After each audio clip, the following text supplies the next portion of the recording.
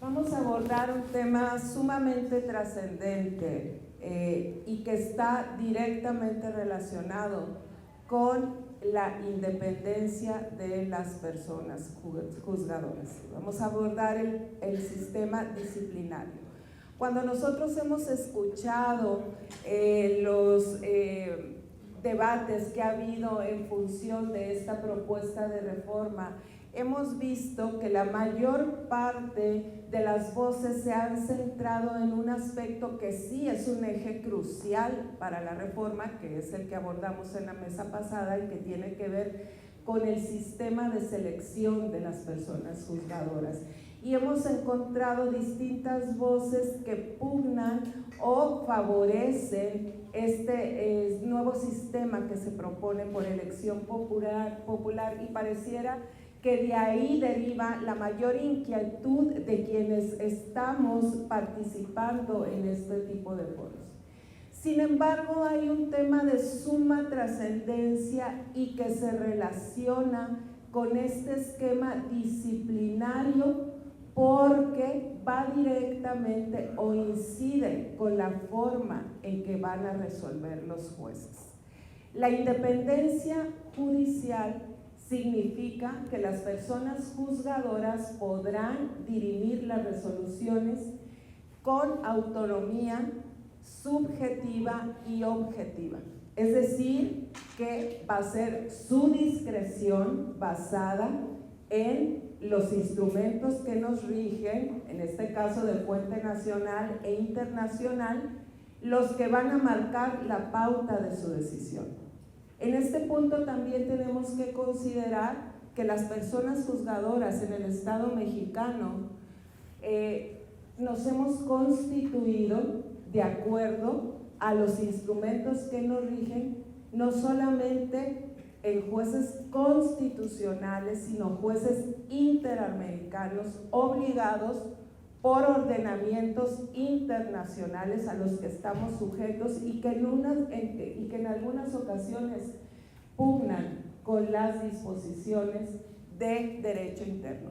Y es a raíz del planteamiento que se hace por parte de las colegiaciones, de los foros, de los litigantes, que la persona juzgadora analiza el caso y en algunas ocasiones en temas, por ejemplo, lo habíamos abordado desde la primera sesión que tuvimos, que requieren muchísima interpretación en aspectos como interés legítimo, en donde no hay una definición tajante cuando vamos a proveer sobre la suspensión y tenemos que apreciar la apariencia del buen derecho.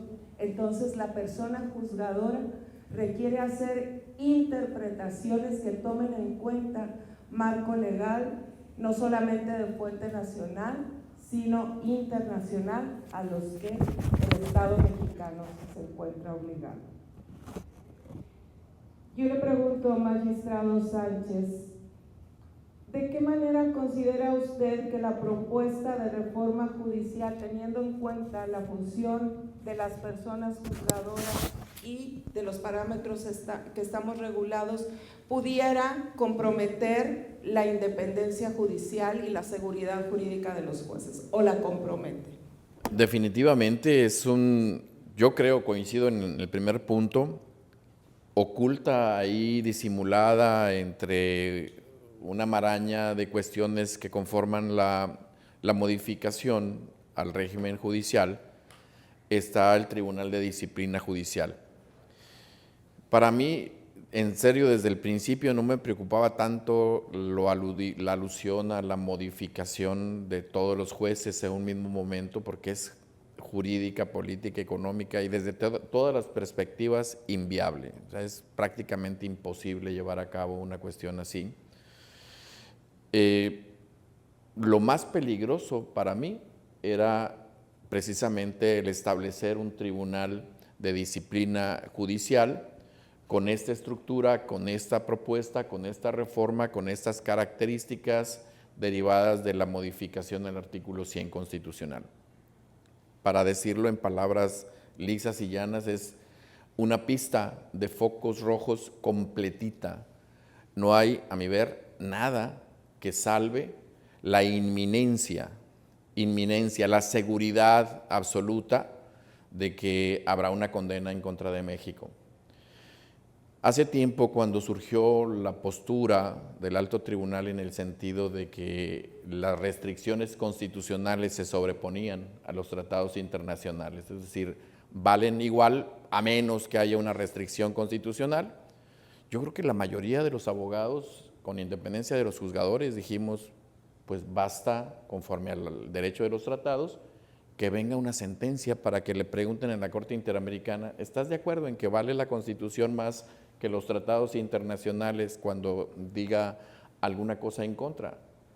Pues el artículo 29 dice que no puede invocarse derecho interno y la Constitución es derecho interno en el ámbito internacional. Prueba de ello son las dos últimas sentencias donde se estableció que tendría que eliminarse de la Constitución la prisión preventiva oficiosa. Tratándose del Tribunal de Disciplina Judicial, la elección popular es un primer foco rojo. ¿Por qué? Porque es una cuestión que ningún experto en el mundo recomienda para elección de la judicatura por la politización del proceso, evidente. El hecho de que se estén manejando tiempos comunes hace que la mayoría que prevalezca en la elección de los poderes judiciales, de los poderes legislativo y ejecutivo, haga que sea una especie de paridad en cuanto a influencia, es decir, va a ser la misma influencia de la mayoría que ocupe los poderes legislativos y ejecutivo, y evidentemente a ellos corresponde la elaboración de las listas. El Tribunal de Disciplina Judicial se plantea con magistrados que serán electos popularmente, con un empate, aunque se manejan escalonados, con un empate evidente en cuanto a tiempos, que implicará que haya esa similitud en cuanto a ideologías, y por ello es claro que va a ser una presión constante. El otro punto gravísimo son las cláusulas abiertas de las facultades del Tribunal de Disciplina Judicial. Uno de los principios básicos del Estado de Derecho es la taxatividad, la legalidad, el que se conozca qué es lo que se va a sancionar, con precisión. Y cuando dice la reforma constitucional, actos u omisiones contrarios a la ley, contrarios al interés público, contrarios a la adecuada administración de justicia, o funcionarios cuyas decisiones transgredan los principios de objetividad, imparcialidad, independencia, profesionalismo y excelencia. Imagínense, lo que quieras va a ser transgresor de cualquiera de esos parámetros.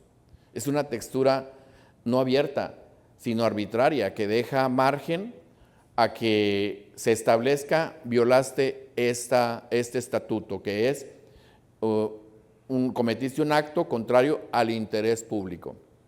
¿Y quién lo fija? Un tribunal de disciplina judicial politizado, que lo más seguro es que pueda estar recibiendo consignas de quien lo puso en el poder, quien incluyó la influencia para que pudiera ser designado.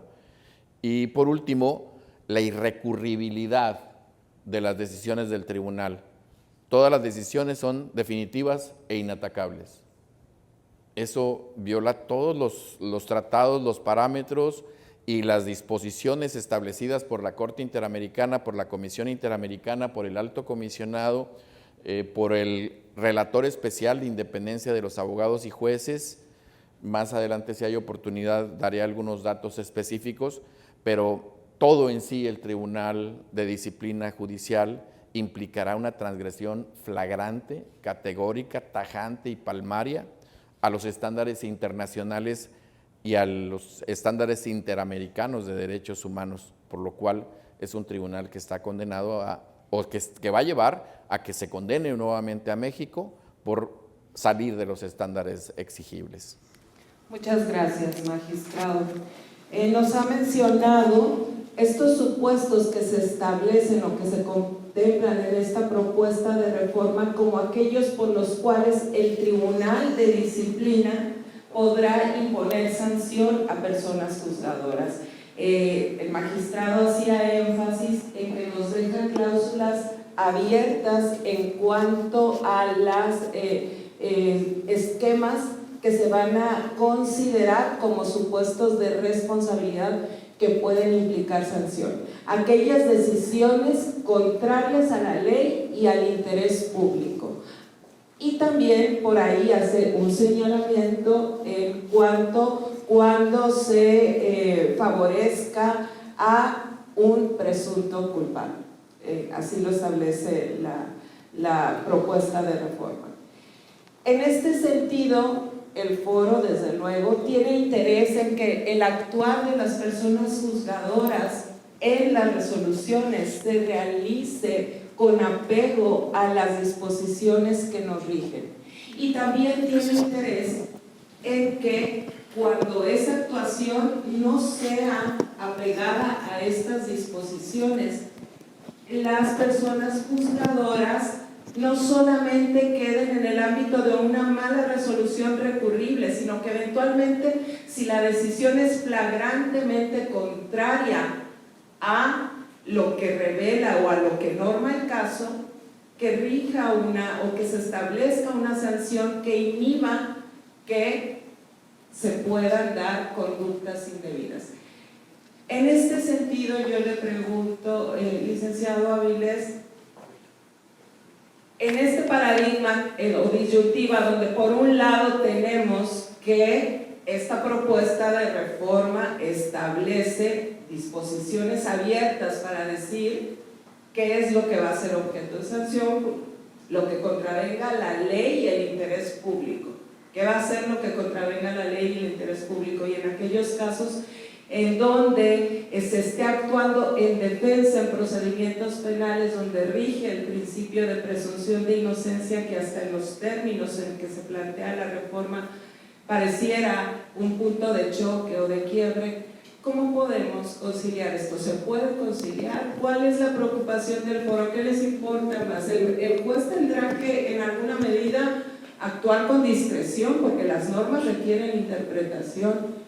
Entonces, el éxito de sus planteamientos frente a esta propuesta que establece aspectos o espectros tan amplios por los cuales puede ser objeto de sanción, ¿presenta alguna inquietud para el foro? ¿Cómo se podría conseguir?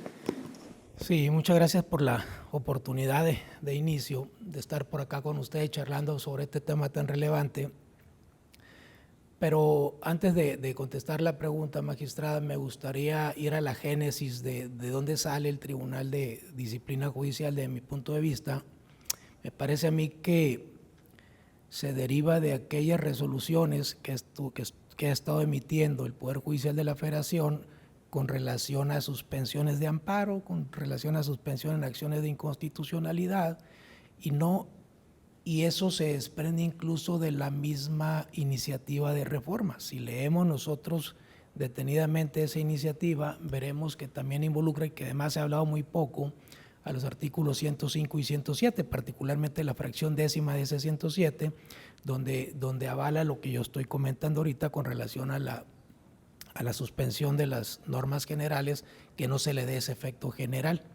Eso creo yo que provocó la molestia del Ejecutivo Federal y lo indujo a que presentara esta iniciativa aquel 5 de febrero de 2024. Me parece que esa es la génesis. Y la joya de la corona de esa iniciativa se llama así, Tribunal de Disciplina Judicial. ¿Por qué? Porque ese va a ser mi ariete para doblegar a aquel juzgador que no se someta a mis pretensiones. Es decir, las facultades del tribunal, ¿cuáles van a ser? Van a investigar, además van a recibir denuncias anónimas, van a investigar, van a substanciar y van a sancionar, y lo comentaba el magistrado, y lo comentaba bien, pero además las resoluciones que yo llegase a dictar en ese procedimiento son definitivas y son inatacables. Es decir, no pasa un escrutinio convencional. El artículo 27 de la Convención Americana de Derechos Humanos es muy clara cuando señala que todo gobernado va a tener al alcance de su mano un recurso sencillo y eficaz. Aquí no lo voy a tener, definitivamente no lo voy a alcanzar y no lo voy a tener. A ver, al foro le interesa que las cosas marchen bien en el Poder Judicial Federal y de los estados. Claro que sí, a todos nos duele saber o tener noticia de que un juzgador dictó una resolución contraria a derecho para favorecer de cualquier manera alguna de las partes. Definitivamente se tiene que tener un órgano, un instrumento, una herramienta para atacar ese tipo de situaciones. Eso nos queda muy claro, pero tampoco nos interesa ir al otro sentido, en sentido contrario, que venga un tribunal, lo decía el magistrado también, politizado, y yo le sumaría además lleno de populismo, porque más allá de dictar una resolución donde se favorezcan los intereses de la colectividad o del gobernado, pues va a tratar de que sea pegada a lo que la gente quiere y le gusta. Imaginemos un escenario donde yo dicto una resolución como tribunal de disciplina judicial y al día siguiente lo voy a ir a publicitar para decirle al populacho, al colectivo, a la población en general, de que dicté la resolución en el sentido que ellos quisieron, el que quiso la mayoría, el que quiso la colectividad. Pues va a llegar un momento en que ese tribunal va a supeditarse a esa situación en particular, sin importar lo que diga la norma, lo que diga el reglamento, lo que digan los tratados internacionales. Pero vendría también un conflicto de intereses con relación a las resoluciones que llegase a dictar ese tribunal. ¿Por qué? Bueno, porque si yo tengo noticia como tribunal, como magistrado de ese órgano jurisdiccional, bueno, administrativo, de que tal sector de la población me generó sus votos y gracias a ello llegué, pues evidentemente voy a tratar de no dictar resoluciones que le pudiesen llegar a afectar a ese sector de la población. Lo comentaba alguien también ahorita sobre el tema de la delincuencia organizada. Pudiese ser, como otra vez es la joya de la corona, el Tribunal de Disciplina Judicial, que quieran cooptarlo. ¿Por qué? Porque yo le puedo hablar entonces al magistrado amigo que pertenece a ese Tribunal de Disciplina Judicial para decirle, señor magistrado, en este momento uno de mis secuaces está siendo procesado por tal juez federal, necesito que le hables y que lo intimides y que le digas que si no suelta a esa persona, si no le dicta auto de no vinculación a proceso, que le vas a seguir un procedimiento y quién sabe cómo le vaya. En esos extremos no nos queremos manejar en el foro. Sí queremos un instrumento fiable, confiable, que saque la tarea y que castiga los malos actos de los tribunales federales o estatales, pero no caer en ese populismo, magistrada. En este punto y también reflexionando sobre las problemáticas que nos presenta esta propuesta de reforma, y porque también hay mucha tela de dónde cortar al establecerse paradigmas tan abiertos como el que estábamos señalando, que pueden ser objeto de sanción por parte del Tribunal de Disciplina a las personas juzgadoras que emitan resoluciones contrarias a la ley y al interés público, que favorezcan a presuntos culpables, como viene el texto de la propuesta. Hay que tener en cuenta que este tribunal o este organismo colegiado de disciplina también es un órgano respecto del cual se prevé la conformación de sus miembros mediante este mismo proceso de elección popular. Es decir, cada uno de los miembros del Tribunal de Disciplina, que serán 5, serán electos popularmente.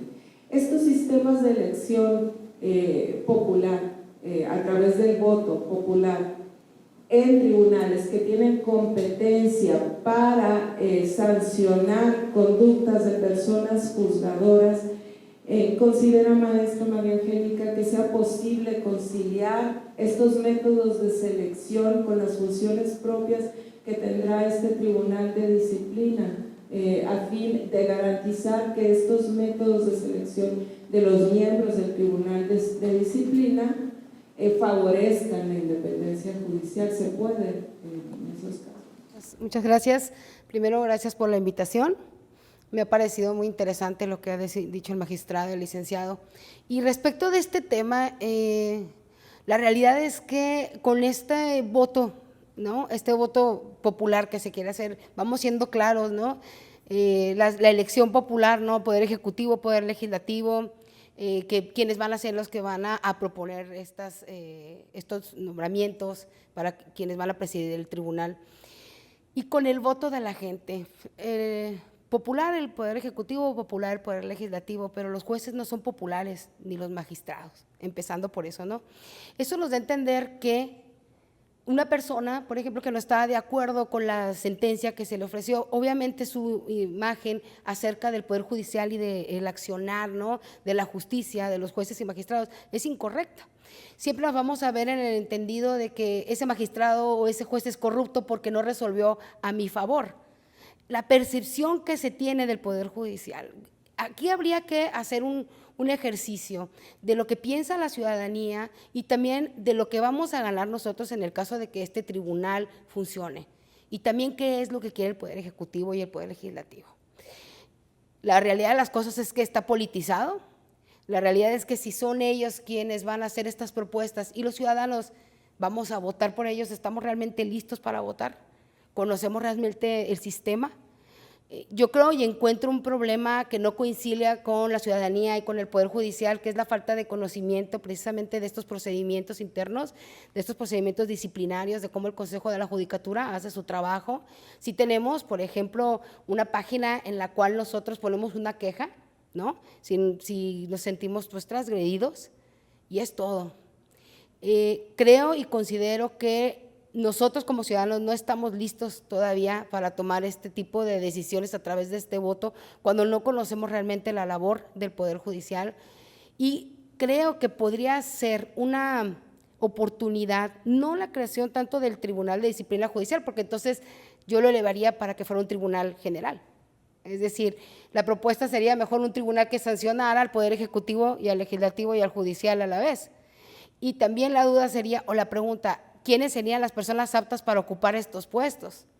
Y si llega hasta ese punto, ¿quién los va a sancionar a ellos si cometen algún acto de corrupción, ¿no?, algún acto disciplinario? Estamos en el entendido de que se eleva este sistema o esta propuesta, este tribunal de disciplina, a un punto en el cual hay una incertidumbre muy, muy grande, no solamente de quienes pertenecen al Poder Judicial, sino de quienes estamos detrás como abogados, conociendo el sistema, de saber qué es lo que va a suceder, porque no hay ninguna certeza, porque está muy generalizado, hay una puerta abierta muy grande hacia la violación quizás incluso de los derechos humanos en muchas de las cosas o de las decisiones que vayan a tomar. Yo considero, y voy a hablar como ciudadana, que si a mí como ciudadana se me pone el perfil de una persona que va a sancionar a los jueces, pues yo quiero saber quién es Pedro, ¿no? ¿Qué hace Pedro? Y sobre todo, si Pedro es idóneo, es una persona honorable, porque incluso la propuesta dice eso, no tiene que ser una persona honorable, tiene que ser una persona que tenga una buena vida, ¿no? Si realmente cumple esa función. Y si cumple la función, tengo que entenderme con esa persona, es decir, me tengo que sentir allegado emocionalmente a esa persona para poder comprender cuál va a ser su decisión en el caso de que tenga que sancionar a un juez o a un magistrado. Entonces, pienso que sí es una buena oportunidad, sí se puede abrir una brecha de oportunidad con la creación de este Tribunal de Disciplina, pero sí hay muchos recovecos, hay muchas lagunas, hay muchas cosas que no están claras, y cuando las cosas no están claras sentimos temor y sentimos miedo, y lo más increíble es que a veces incluso sentimos que si conocemos el término de la corrupción, nuestros jueces y magistrados van a seguir trastocados, depravados, etcétera, en un ámbito corrupto, cuando nosotros no conocemos el sistema o cómo lo estamos manejando. Creo finalmente que el tribunal pudiera ser una oportunidad, pero la realidad es que afecta mucho la independencia judicial, afecta mucho los resultados o las sentencias de jueces y magistrados, que van a tener que tener mucho cuidado en emitir sus sentencias, porque quizás a lo mejor no favorecen a los intereses generales, y la pregunta también es, ¿cuál es el interés público, no? ¿Dónde está? Gracias. Y la maestra Angélica nos ha puesto sobre la mesa un punto sumamente importante, porque también tenemos que tener en cuenta que parte fundamental del por qué hemos llegado a este punto y por qué la sociedad efectivamente clama por una mejor impartición de justicia, se ha centrado o ha radicado en la opacidad que se tiene en la rendición de cuentas por parte de los órganos jurisdiccionales Y la maestra Angélica nos hacía ese señalamiento: si hay una página yo puedo poner una queja, pero hasta ahí es todo lo que como ciudadana conozco acerca de cómo puedo, en su caso, someter a revisión, no revisión jurisdiccional, sino revisión en cuanto a responsabilidad de un actuar que considero indebido de alguna persona juzgadora. Nosotros desde luego que tenemos mecanismos de supervisión. Entonces, en este punto, los mecanismos de supervisión y transparencia que son necesarios en todo el actuar de las autoridades, incluyendo las jurisdiccionales, para que podamos rendir cuentas efectivas, ¿cómo podrían verse trastocados, en su caso, con la actuación de un tribunal de disciplina que en términos generales prevé este proceso de sanción muy general? Y ¿cómo es que podríamos eficientar nosotros, desde lo que ya tenemos, esos procesos de rendición de cuentas y transparencia? Muy interesante la pregunta. Yo quisiera retomarla a partir y manejar dos ideas. La primera es que se olvida que la reforma judicial es un proceso que tiene ya una antigua data, que ya tiene un buen tramo recorrido. La mayoría de nosotros ubicamos la reforma judicial en 94 para iniciar 95 con el presidente Zedillo, pero en realidad la mayoría de los expertos dice que empezó en 1987 con Miguel de la Madrid. El cambio fuerte en cuanto a estructura institucional ciertamente fue en el 95, que se disminuyó el número de ministros y se creó el Consejo de la Judicatura Federal, y fue un inicio de cero para empezar a estructurar toda esa serie de nuevas funciones a través de una conformación plural que no era carrera judicial. Hubo necesidad de llegar a otra reforma judicial, y esto fue, a diferencia de esta, que el magistrado Palomares en la primera jornada hacía un apuntamiento extraordinariamente relevante. No hay un diagnóstico. ¿Cómo propongo un cambio de este calado?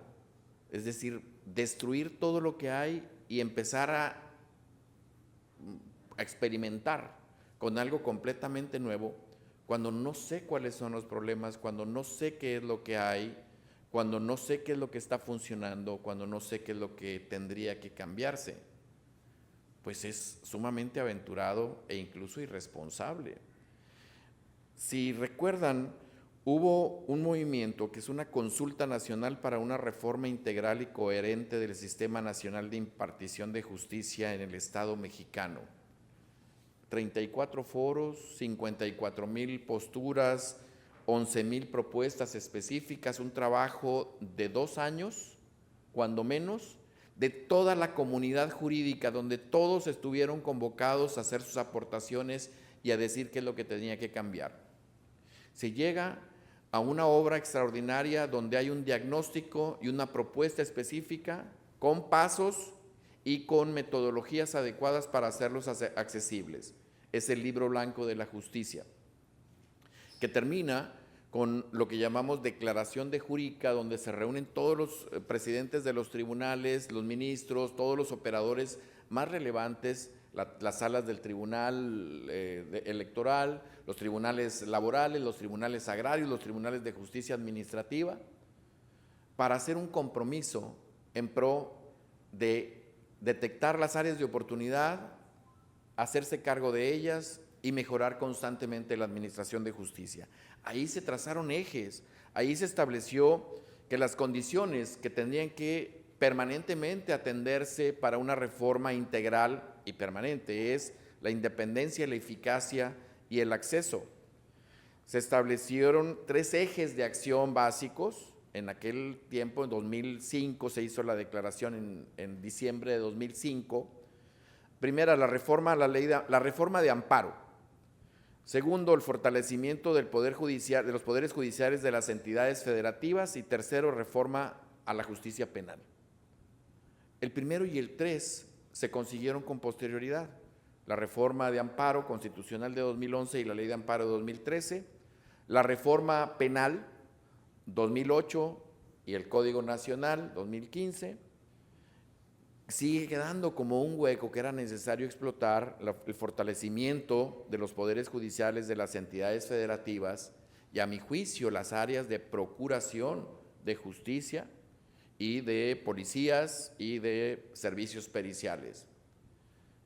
Y en cambio lo que viene es cambia la administración de justicia y elimina todo lo que me parece que estaba funcionando adecuadamente sin tocar lo que tendría que haberse modificado. La parte de la disciplina judicial, yo me ponía a ver cómo estamos ahorita en cuanto a mecanismos de prevención y de rendición de cuentas. ¿No estamos mal? Yo no veo que estemos mal. Se habla de opacidad, ciertamente la gente no sabe. Ahí la cuestión es, ¿por qué no sabe?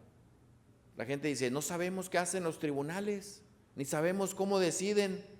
¿Por qué no entras cada semana a todos los tribunales del país? Explicitan sus resoluciones en tiempo real, sin posibilidad de preparar y llevar una notita porque es el debate en vivo.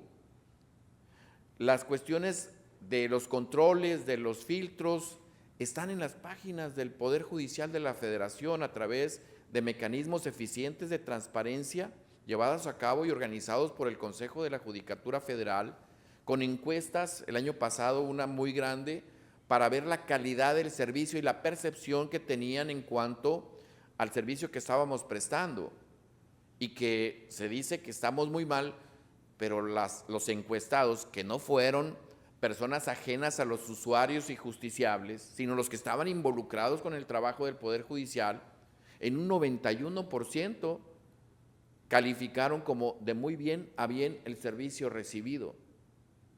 Si le van a preguntar a gente que no sabe ni siquiera qué hace un juez o un magistrado, pues les puede decir misa. La pregunta es atendible esa postura? No sé qué hace, pero sí opino, pero sí decido, pero sí expido un mandato para que se modifique.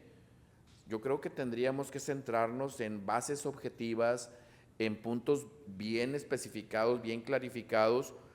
No puedo desarrollar todo lo que había analizado a partir de la Constitución, que establece los principios que tenemos que atender en la carrera judicial, a partir de acuerdos que establecen, norman, regulan con suficiencia y aparte con respeto irrestricto a los estándares internacionales e interamericanos de derechos humanos en favor de los jueces, todo lo atinente a los procedimientos con autoridades diferenciadas. Una instruye el procedimiento, otra resuelve y otra atiende los recursos, que son al menos 4 los existentes. Vean cómo se elimina todo eso. Ahora es un tribunal inquisitorial que él investiga, decide, resuelve y nadie le puede apelar. Entonces estamos yendo a lo diametralmente opuesto frente a algo que funciona y que no es nada más la Constitución, la ley de un sistema que abarca la ley del Sistema Nacional Anticorrupción, la Ley General de Responsabilidades Administrativas, el acuerdo del Consejo que regula el procedimiento, los principios de la carrera judicial, un código de ética del Poder Judicial de la Federación que se busca que esté vigente y que se respete, la visitaduría judicial, la Contraloría del Consejo de la Judicatura, la Unidad de Prevención y Combate a la Violencia Laboral y el Acoso Sexual, las reglas y monitoreo permanente contra el nepotismo, con necesidad de que cada 6 meses estemos manejando ese tipo de cuestiones, anualmente una declaración anual y de conflicto de intereses, una comisión de vigilancia, una comisión de disciplina y una secretaría ejecutiva que están permanentemente pendientes de cualquier queja o denuncia que se formule, con la facilidad incluso de hacerlo por vía electrónica, de manera anónima, si es que se pueden acompañar elementos objetivos, de tal manera que no estamos en la vil impunidad, estamos sujetos al control, a la vigilancia y sobre todo, la mayoría de nosotros regidos por principios de ética que atendemos por convicción y por vocación, no por miedo a una sanción. Muchas gracias, magistrado. Nos ha hecho un puntual análisis a partir de estas reflexiones de que tal vez esta opacidad de lo que se acusa es desconocimiento, porque no toda la población o la sociedad tiene contacto con los servicios de impartición de justicia. Pero quienes sí los tienen y quienes están directamente relacionados y son actores también fundamentales en todo este andamiaje relativo a la justicia, ¿qué consideran en cuanto a este diseño institucional del Tribunal de Disciplina? ¿Qué les presenta? ¿Les representa algún riesgo en principio? ¿Qué es más riesgoso para el foro, que sí conoce y que sí es usuario de los servicios y que sabe también cuáles son los mecanismos de vigilancia y control de las actuaciones? La revisión por parte de un órgano colegiado de esta naturaleza que tiene facultad de sancionar por la resolución que emita la persona juzgadora y que sea contraria a la ley y al interés público o que favorezca a un presunto culpable, o por otra parte la disyuntiva de la resolución o de la interposición del recurso correspondiente. Entonces, ¿qué le representa al foro esto? ¿Le representa un riesgo? ¿Es más el riesgo de lo que constituye un tribunal de disciplina o esto va a ayudar? A mí me parece, magistrada, que es perfectible la actividad jurisdiccional que presta el Poder Judicial de la Federación y de los estados. Definitivamente sí, eso definitivamente sí se puede buscar la manera de encontrar cómo darle un mejor servicio jurisdiccional al justiciable. Pero yo lo decía ahorita y creo que bien, el origen no es tanto el buscar el perfeccionamiento del Poder Judicial, es castigarlo por la forma que ha estado sacando las resoluciones. Si realmente se buscara el perfeccionamiento de los órganos jurisdiccionales, en todo caso, y lo comentaba el magistrado ahorita también, pues busquemos perfeccionar a las policías, busquemos perfeccionar también la actividad de los cuerpos periciales, de los centros penitenciarios, que en muchas ocasiones son verdaderas escuelas del crimen. Entonces, es más, vámonos a las fiscalías también, que sea todo un conglomerado, un complejo cambio de todo lo que refiere la Procuración y Administración de Justicia y el mismo sistema penitenciario en el país, pero no busques endilgar a un actor en particular con el que no tengo buena relación, buena vibra, buen acercamiento, porque ya pareciera que, además así es, que es un señalamiento directo.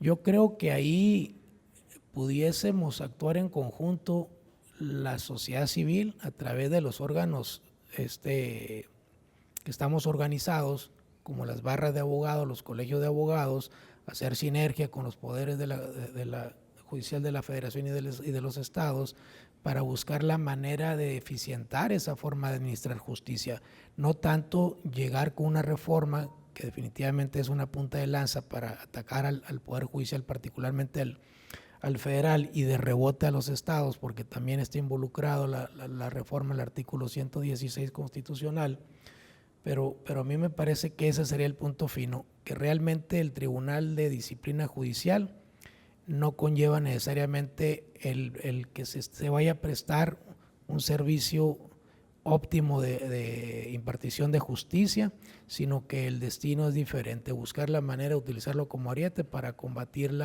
al Poder Judicial, a aquellos funcionarios del órgano jurisdiccional que no se apeguen a los caprichos del gobernante en turno.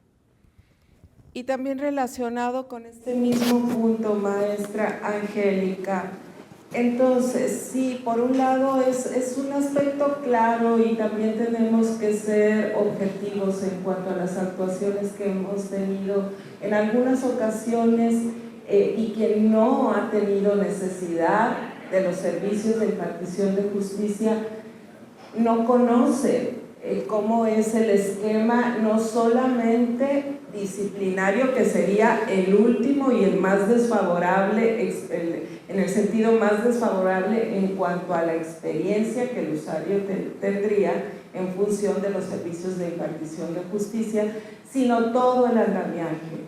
Entonces, en este punto, ¿cómo podemos acercarnos y hacer más accesible y transparente las actuaciones? El hecho de que eventualmente algún miembro de la sociedad, alguna persona que integra nuestra sociedad, no haya tenido la necesidad de los servicios de la impartición de justicia, eso eventualmente no significa que en algún momento de su vida, tanto él como su familia lo requieran. Y la ciudadanía tiene que tener acceso e información de esos servicios para que eventualmente, cuando los necesite, yo sepa cómo accionarlos y usarlos.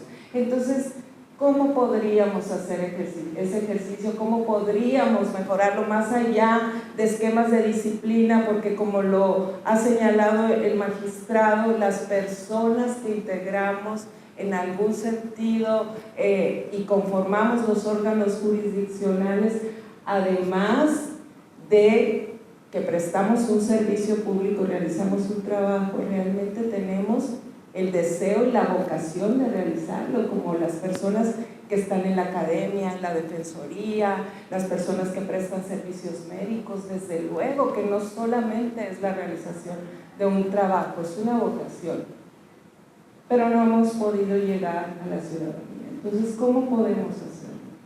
Sí, muchas gracias. Magistrada, le agradezco tocar este punto porque yo sí vengo a conversar desde el punto de vista ciudadano, ¿no?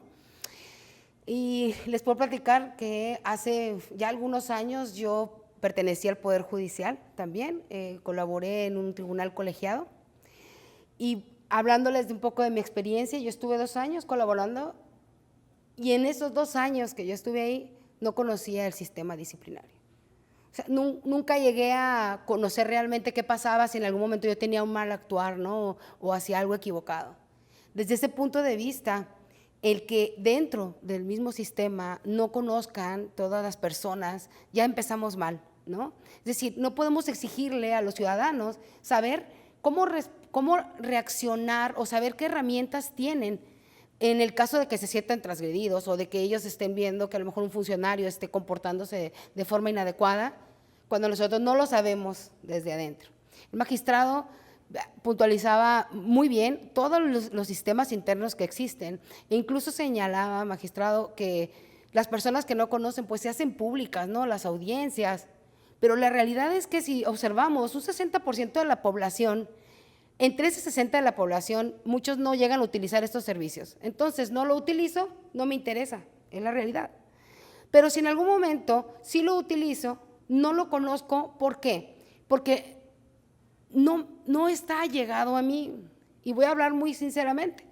Los magistrados y los jueces del Poder Judicial y los ministros son personas que a la mirada de la sociedad común, ¿no?, están muy elevados. Es decir, hay un conocimiento del Poder Judicial de que los magistrados, los jueces y los ministros son personas con tal conocimiento que aplica las normas, que aplica las leyes, es muy difícil llegar a ellos, es muy difícil entenderlos. Para quienes trabajamos en algún momento, en mi caso cuando estaba siendo estudiante, que estuve de meritoria, era muy difícil llegar al juez con el que era meritoria. Era inalcanzable que el juez me hiciera caso, que el juez volteara a verme, es más, el juez no me conocía. Entonces, a partir de eso, como estudiante y después como abogada en el litigio, que vas conociendo el sistema, pues te vas allegando, pero una persona que no está involucrada es muy difícil. Ahora, ¿cómo llegar y cambiar esa percepción? Ahora están haciendo ejercicios en los cuales pues, los magistrados están acudiendo a las universidades, ¿no?, y a comunidades para dar a conocer la labor del Poder Judicial. Eso es muy, muy bueno. Ahora, la pregunta es, ¿cómo la dan a conocer? Yo soy profesora de la universidad y les puedo decir que a los estudiantes, a los jóvenes de 18 o 20 años, hacerles entender y comprender cómo funciona el Poder Judicial es algo muy complicado. Hay mucha terminología jurídica. Por ejemplo, magistrado, usted ahorita habló de todo el sistema tan fuerte, ¿no?, que fortalece el Poder Judicial que existe, pero si yo le digo a mis alumnos, esto es el Poder Judicial, se van a quedar, ¿de qué me estás hablando? Entonces yo tengo que buscar la forma de poder hacer que ellos comprendan. ¿Qué es lo que yo creo? El Poder Judicial debe acercarse a la universidad, el Poder Judicial debe acercarse a la comunidad. ¿A la comunidad cómo? ¿Por qué no? Hacer reuniones vecinales donde se presente el juez y diga, soy ser humano. Donde se presente el magistrado y diga, yo también soy ser humano y tengo hijos, ¿no? Escuchaba en el anterior conversatorio el juez que señalaba a su secretaria, ¿no?, y la situación. Esas son las cosas. Yo creo que si el Poder Judicial abre las puertas para que la ciudadanía sepa lo que hacen con un lenguaje cotidiano, con un lenguaje normal, con un lenguaje que puedan entender, las cosas pueden cambiar y muchísimo, al grado de que el ciudadano sepa entonces cómo actuar ante situaciones que considere que han sido vulnerables para él. Y probablemente este tribunal pueda tener cierta función de ayudar, ¿no?, a los miembros del Poder Judicial, quizás a lo mejor a mejorar su comportamiento técnico, su comportamiento ético o su conocimiento. Pero si realmente queremos llegar a la ciudadanía, tiene que ser a través de estos trabajos y de estos procesos, y pensando que es cierto, ustedes son las personas en las cuales la vida del ciudadano depende de ustedes y de sus resoluciones. Y el ciudadano entonces tiene que sentirse empático con ustedes y decir, ya sé por qué el juez o el magistrado resolvieron así y tenía toda la razón y no necesité conocer la ley, simple y sencillamente sabía cuál era el trabajo de él y listo. Y eso va a volverse un poco más compatible y quizás el ciudadano pueda tener en algunos años, ya con este conocimiento, la oportunidad de votar si continúa la reforma, ¿no? Para abonar un poco a lo que dice aquí la maestra, lo que pasa es que los jueces, digo, yo tengo una formación de antaño, ¿no? Tengo ya algunos años litigando, que me veo muy joven, pero lo cierto es que esa era la idiosincrasia no solo de los jueces, sino de los litigantes y de todos los operadores jurídicos. El juez debía estar solo en su cubículo al momento de dictar la sentencia. Ningún distractor, ningún comentario del colectivo, es centrarse única y exclusivamente a lo que decían los autos, punto. Desgraciadamente o agraciadamente en este sexenio empezó una retórica muy difícil para el Poder Judicial, derivado de lo cual entró en un proceso de desgaste. Acuérdense que el agua blanda acaba con la piedra dura. Escuchaste tanto decir, oye, que el Poder Judicial son corruptos, son esto, son aquello, y el grueso de la gente empezó a decir, oye, pues tanto que lo han dicho, a lo mejor es cierto. A lo mejor ahí nos ha faltado lo que tú dices, maestra, bueno, pues vamos a salir a la calle, que vean que realmente soy de carne y hueso, que trabajo horas extenuantes, que ustedes pueden pasar por mi oficina que tengo allá a un lado del estadio el domingo a las 10 de la noche y que va a haber luces prendidas porque la gente está trabajando. A lo mejor esa parte de la historia hubiera sido interesante platicarle y comentarle con la gente, decirle, oye, pues ¿cómo que soy flojo? Si aquí estoy 24/7. Oye, pero es que es día festivo ahora. No, es que para mí no hay días festivos. Lo cierto es que yo estoy sacando la tarea, a lo mejor así, sí crear esos espacios de diálogo con la sociedad, ir a como ya han ido los magistrados, ir a las barras, a los colegios de abogado, para decirle qué es lo que estamos haciendo, en qué estamos trabajando, cuáles son los criterios últimos que han salido, cuáles son los criterios que reinan en este circuito. Pero no nada más ellos, sino también ha sido, y asumo responsabilidades, nosotros también como colegios ir a la comunidad y hablarle con palabras llanas cuáles son sus derechos, cuáles son sus obligaciones, qué pueden hacer, qué no deben hacer. Últimamente la barra de abogados sí está cumpliendo con ese tema. Nosotros tenemos un programa que se llama Realidades Jurídicas, usted ya ha estado, donde invitamos a la población en general para explicarle cuáles son sus derechos y obligaciones. Usted, señora, está rentando una casa, sí, bueno, estos son sus derechos. o estos son sus obligaciones. Quiere comprar un inmueble, usted tendría que hacer esto, ir con un notario público, que se me mande un aviso preventivo, etcétera, etcétera, etcétera, para que tenga certidumbre en la operación de compraventa. A lo mejor esa parte de la historia sí deberíamos de hacerle, salir a la calle y llevar a cabo todos esos actos.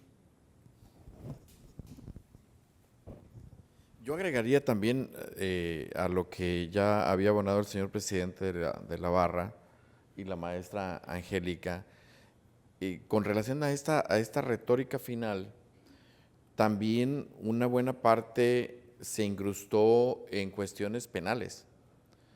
Y sumamente grave y alarmante de decir, un juez y nombre y apellido dejó libre a un delincuente. Cuando escucha uno un discurso así, el que sabe dice, es que ¿dónde está el principio de presunción de inocencia? Si el juez dictó una no vinculación a proceso, es que no hubo elementos, datos suficientes para vincularlo y formalizar la investigación. Pero eso, a los oídos de la gente, tiene razón. El juez dejó libre a un delincuente. Cuando aparece el nombre del juez que lo hizo y luego le toca a otro juez distinto una situación igual, créanme, lo piensa uno 10 veces para dictar un auto de no vinculación a proceso. Y si eso es un temor que se convierte en terror y se convierte en inminencia de una amenaza por parte de un tribunal hegemónico como entonces lo que va a haber, y desgraciadamente lo decían los expertos, lo decía la relatora de independencia judicial, este tipo de cambios se ejecutan, se incrustan y no te das cuenta de las graves consecuencias hasta mucho tiempo después. Imagínense donde los jueces tengan miedo de resolver conforme a derecho. O no solo es un temor, sino que estén pensando en la inminencia de que van a ser sancionados. Y me remito a una cuestión que nos permite dimensionar este tipo de influencias contra la independencia judicial. Una determinación contraria a los intereses del Ejecutivo, el nombre y el apellido del juez, porque resolvió conforme a intereses de los grupos oligarcas o de grupos políticos, etcétera, o de delincuencia organizada, o vayan ustedes a saber, ¿no? Y entonces lo exhibe como una persona corrupta, como una persona que está actuando incorrectamente. ¿Qué número de personas en México, en este México actual, va a decir, no, no es así? La mayoría va a decir, lo está diciendo una persona que tiene un peso en la opinión pública determinante. Entonces se va a generar, o se generó este tipo de influencias que llevaron a la relatora especial de independencia de jueces y abogados, la señora Margaret Satterwhite, en junio, mediados de junio, a un primer aviso, una tarjeta amarilla, precisamente en una sección de la mañanera que establecía nombres de jueces corruptos, de jueces que actuaban en contra de los intereses del Estado o de la sociedad, y decía, voy a presentar la denuncia o la queja ante el Consejo para que le instruya procedimiento. No vimos muchos procedimientos instaurados en ese sentido porque es un juez que dictó un auto de no vinculación a proceso por falta de datos de pruebas suficientes para vincular. Entonces, no. O porque dictó una resolución contraria a un interés. Todo el sistema interamericano e internacional dice que no puede perseguirse a un juez o instaurarle un procedimiento por las decisiones que adopte en el ejercicio de su cargo, y se garantiza, ¿no? Pero imagínense que eso cambia y que ya no es la postura de uno de los poderes, sino la postura de un órgano politizado que no va a tener que hacer una denuncia, que va a poder iniciar un procedimiento y aplicar una sanción que no se puede rebatir, que no se puede impugnar y que no se puede modificar. Entonces, ¿a dónde vamos a llegar? Vamos a llegar a la destrucción total de la independencia judicial y a un terror fundado de que por cada determinación que golpee intereses de alguno de los otros poderes, lo que se va a venir es el aparato, el ariete, como dice el licenciado, del grupo de poder, con dos objetivos, que lo sabemos quienes manejamos el área penal. Todo el derecho sancionatorio tiene como objetivo una prevención especial y una prevención general. En la prevención especial le dices a uno, te voy a instruir procedimiento, pero en la general le dices a los demás, cuidado, si resuelves contra los intereses, viene procedimiento y no hay remedio contra eso. Entonces es algo, por eso, coincidiendo en este panel, diríamos que es una de las cuestiones más preocupantes de la reforma, precisamente el Tribunal de Disciplina Judicial. Muchas gracias, magistrado. Les agradezco sus participaciones. Como reflexión final también haría el apuntamiento de que hemos avanzado como está obligado el Estado mexicano en la progresividad de los derechos humanos, en la tutela de los derechos humanos. Uno de ellos fundamental es la independencia, porque a partir de la independencia judicial las personas juzgadoras pueden proteger con toda autoridad, fuerza, cuando alguna persona es sujeta de ataques a su libertad, a su patrimonio, a sus bienes, a su familia. Tal vez no hemos sabido transmitir que esta función que realizamos es en tutela de los derechos de cada uno de los miembros de la sociedad. Y estamos pagando los costos. Sin embargo, tengan ciertos que las personas juzgadoras, mientras haya jueces en México, va a haber tutela. Muchas gracias.